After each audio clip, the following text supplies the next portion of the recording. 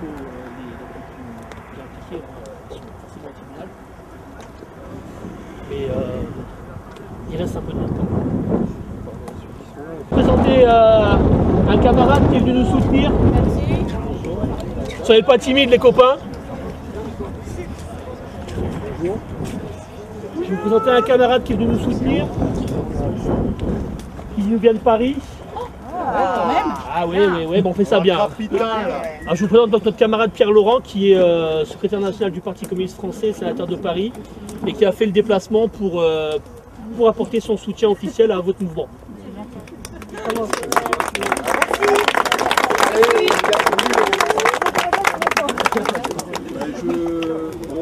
D'abord, j'espère que vous allez m'en dire un peu plus, parce que évidemment j'ai été informé par les camarades des raisons pour lesquelles vous étiez mis en grève. Je sais qu'en ce moment même, il y a plusieurs d'entre vous qui sont au tribunal, si j'ai bien compris, parce qu'ils vous demandent de lever le barrage devant l'entreprise.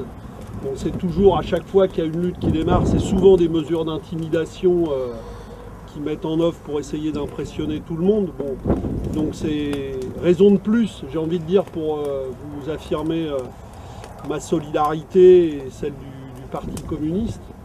Évidemment, comme je suis parlementaire, ça n'a pas forcément un poids démesuré, mais ma venue, une fois que vous m'aurez expliqué un peu plus les revendications précises, moi je peux aussi porter cette voix-là au plan national, faire connaître les raisons de votre lutte, écrire aux ministres concernés. Ça n'a pas de vertu magique, hein, je vous préviens, mais c'est toujours utile au moins à populariser l'action qui est la vôtre. Bon, je crois que dans le conflit qui vous occupe, il y a des enjeux de salaire, de conditions de travail. Bon, vous êtes dans le cas de pas mal d'entreprises de ce type, c'est-à-dire avec des actionnaires qui font beaucoup d'argent et vous des tout petits salaires et des très mauvaises conditions de travail. Bon, ben c'est le problème qu'on a dans ce pays, quoi. C'est-à-dire que contrairement à ce qu'on nous raconte, c'est pas qu'il n'y a pas d'argent, c'est pas qu'il n'y a pas de richesse créée, il y en a beaucoup, mais elles vont dans les poches de très très peu de gens pendant que le plus grand nombre se serre la ceinture. Donc vous avez 1000 fois raison de demander ce que vous demandez, l'augmentation des salaires et d'autres conditions de travail, parce qu'on sait pertinemment qu'il y en a qui s'en mettent beaucoup plein les poches dans ce pays et qu'il y a eu urgence à distribuer autrement l'argent. Bon voilà, donc bravo à vous, en tout cas bravo pour votre solidarité. Je sais que c'est, entre vous je veux dire, je sais que c'est jamais facile de démarrer un mouvement comme celui-là, parce que bon voilà, ça coûte aussi, hein, mais je pense que c'est important. Puis on est dans un moment où il y en a beaucoup en ce moment, des luttes un peu partout, dans tous les secteurs, dans le privé comme dans le public. J'espère qu'on arrivera à ce que tout le monde se serre les coudes dans ces bagarres, hein, parce que bon, c'est toujours les mêmes logiques qui sont face à nous, hein, les logiques d'austérité et les logiques de rentabilité. Donc voilà, bravo. Et voilà, comme j'étais là ce soir à Laon pour rencontrer aussi des cheminots tout à l'heure et d'autres gens, bah, c'était important que je passe ici. En tout cas pour moi c'était important, j'espère que ça l'est pour vous. Et puis je vais rester un peu, on va discuter. Vous allez m'en dire un peu plus sur les conditions de travail pour que je puisse faire une intervention nationale racontant un peu vos revendications, quoi. C'était important d'apporter de la solidarité aux ouvrières et aux ouvriers d'Odona. Et ça montre une chose, c'est qu'on travaille dans le privé, dans des entreprises comme ça, ou qu'on travaille dans des entreprises publiques comme la SNCF, où on essaye maintenant d'imposer les mêmes logiques de rentabilité, il y a le même intérêt à se battre et à converger et à s'épauler dans les luttes.